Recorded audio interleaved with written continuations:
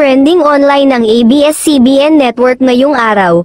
Ito ay matapos na ang politiko na isa sa mga umano'y promotor ng shutdown ng ABS-CBN at tanggal na sa 5 komite sa Kongreso. Pahayag ng isang kapamilya page.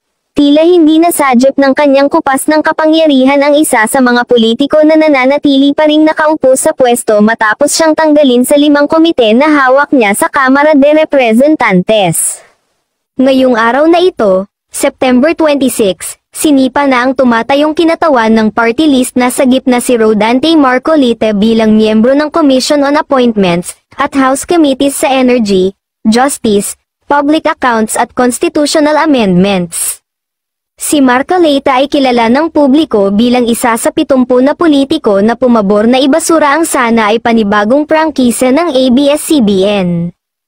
Isa rin umano sa mga promotor ng shutdown ng Kapamilya Network nang nagbato ito ng samot-saring kasinungalingan at pang-uusig sa media giant, na kanya namang ipinagmalaki noong kumandidato siya bilang senador noong halalan 2022 sa ilalim ng Uniteam, na umurong nang naramdaman ang panlalamig sa kanya ng masa sa kampanya, kaya naman bumalik na lang siya bilang kinatawan ng naturang party list noong iyon ay nagwagi.